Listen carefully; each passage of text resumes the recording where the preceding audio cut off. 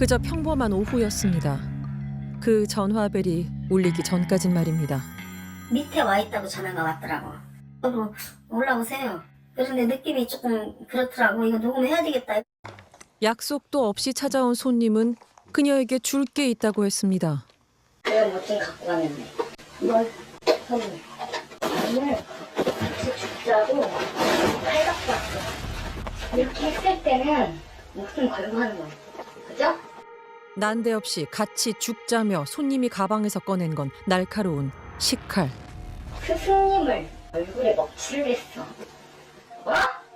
부모 얼굴에 먹칠을 했어. 진정하세요. 진정해! 나 목숨 걸고 너 죽이고 나 쏠려고 왔어. 같이 죽자고. 너 내가 경고 했지? 나 오늘 목숨 걸고 왔어. 같이 죽자. 선생님 내일 보이지 마. 놀랍게도 칼부림을 한 여인은 한 사찰의 승려였습니다.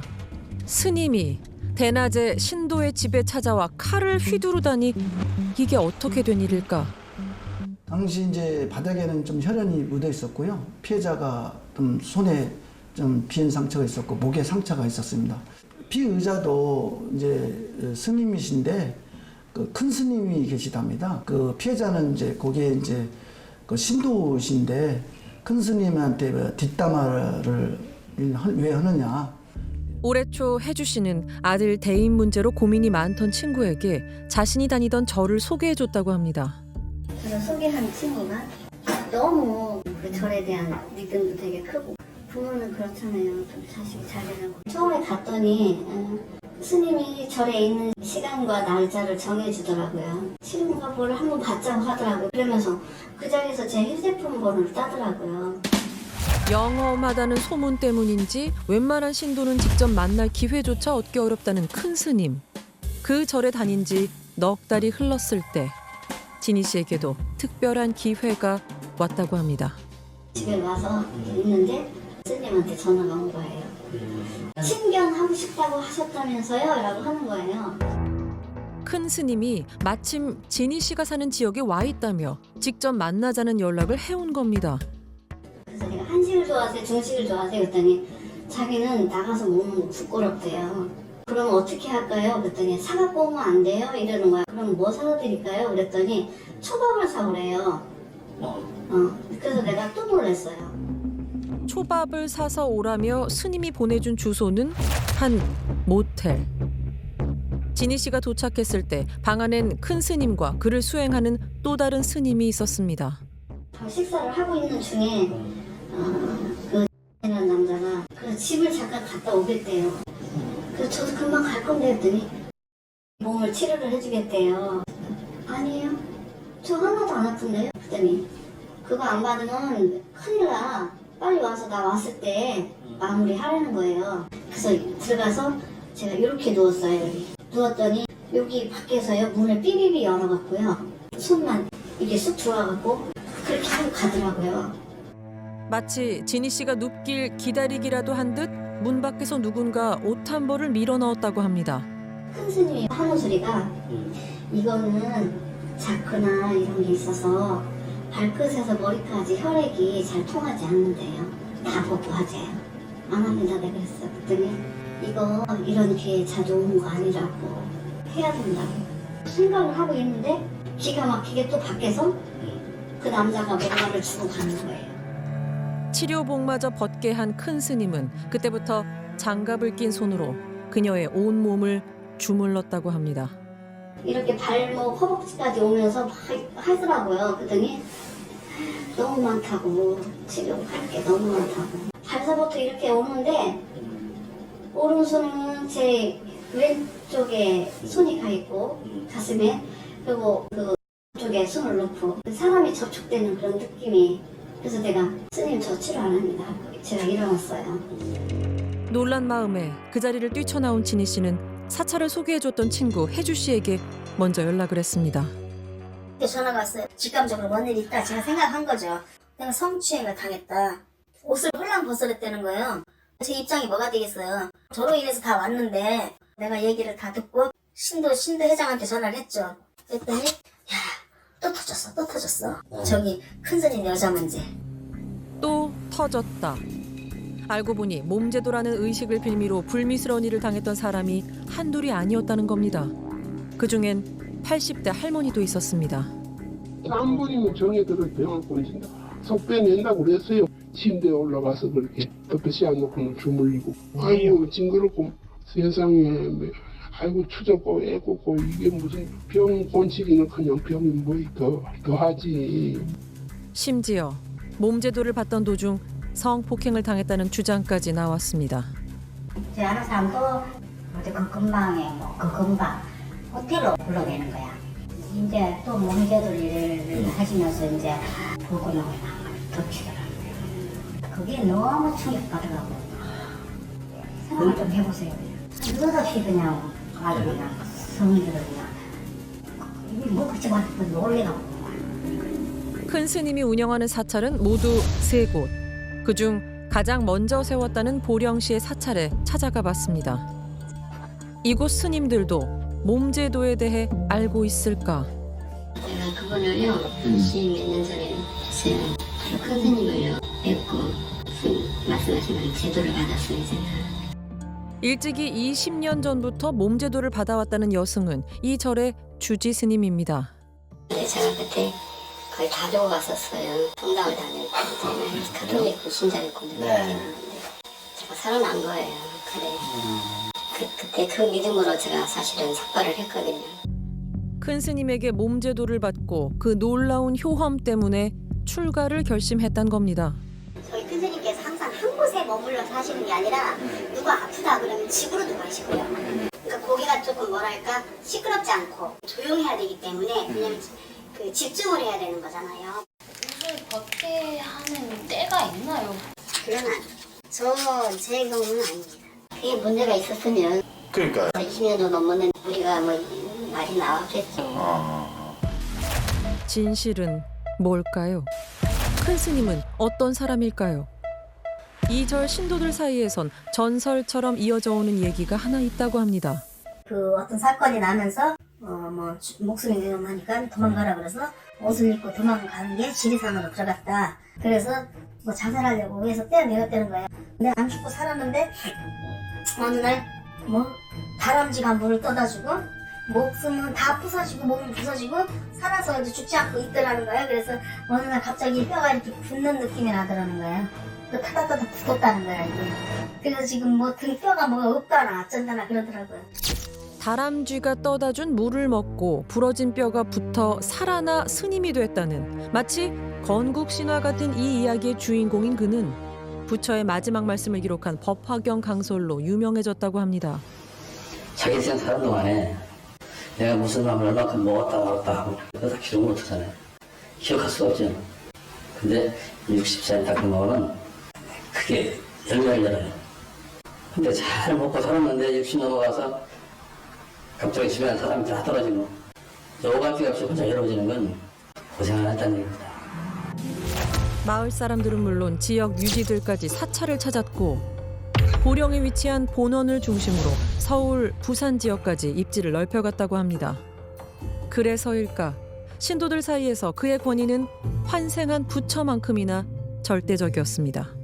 제가 또 놀란 게 사람을 보면 한 번에 큰절하는 게 맞거든요. 아니 이렇게 산 사람한테 왜 3번씩 이렇게 절을 그렇게 하는 거래 또 하고 또 법회 시작할 때 또 하고 하도 밑에 사람들이 너무 신경을 시키니까 교인이란 또 사람 하나를 또 만나면 머리에서 발끝까지 스캔해버려. 다 봐버린다 이거야.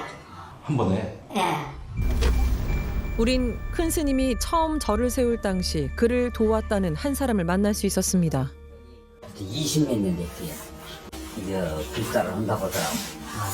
그래서 이제 불사는 이제 돈이 없다라는 본토백이니까 내가 기도할 자리는 내가 땅을 사야 한다 해가지고 형이 2만 원씩 그 보금을 해가지고 그걸 한 거라고.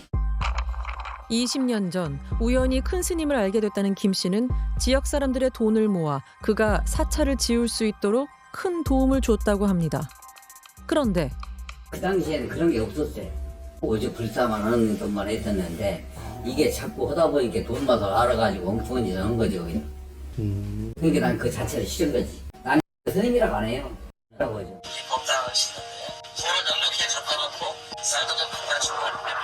언제부턴가 그가 너무 돈을 밝히기 시작했다는 겁니다. 실제로 절에서 큰 스님에게 제도를 받는 데엔 꽤 많은 돈이 든다고 합니다.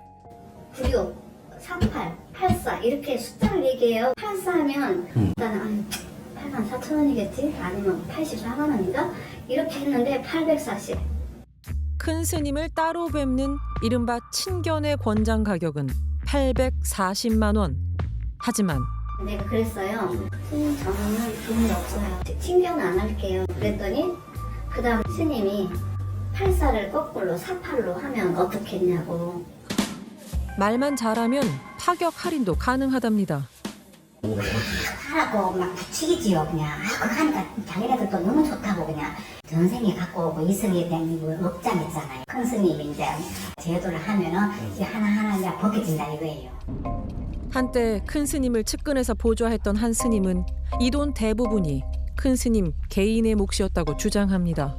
제도해서 뭐 980이다 뭐 이런 게 들어오면 전부 큰 스님 개별 관리를 하는 거예요. 큰 스님이 다 관리를 하는데 뭐 큰 스님은 주머니 들어가면 어디 가는지 어떻게 알아요? 자기가 차는 다 지금 타는 건 BMW. 스님들도 지금 월급이 10만 원뿐이 안 줘. 그럼에도 당시엔 시주하는 마음으로 기꺼이 일했다는 그의 눈에도 언제부턴가 큰 스님의 행보가 이상해 보였다고 합니다. 그때니도 뭐 이제 호텔이나 여관 많이 다니기야. 그 호텔 가면은 호텔에 그냥 문 앞에다 내려주면 가봐. 나 필요하면 내가 부를게. 이러면 나는 그냥 나와버리고 이러니까는.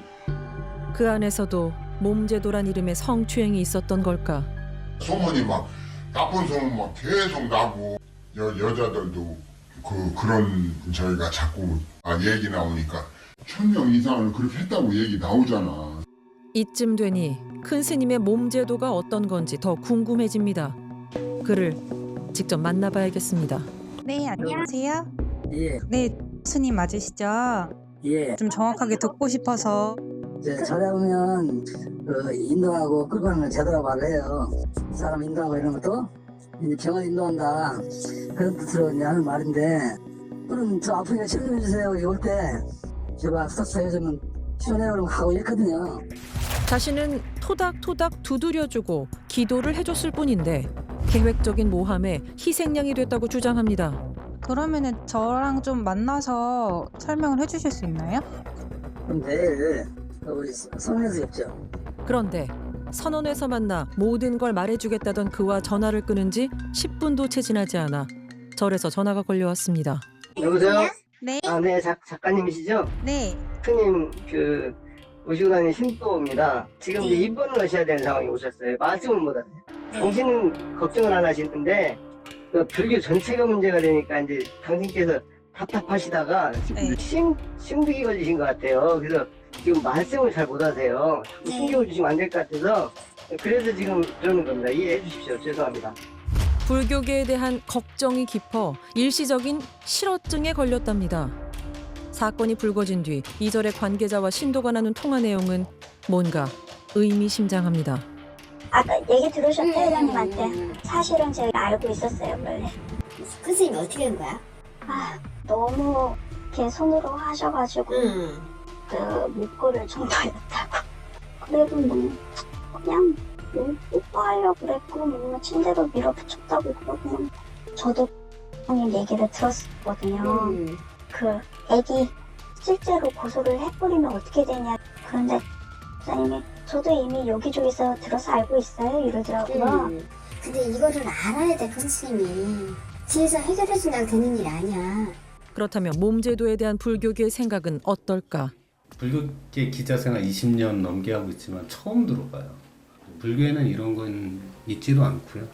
제도란 말은 분명히 있어요. 고통을 안고 있는 중생들을 극락세계로 인도해준다라는 의미예요. 근데 다만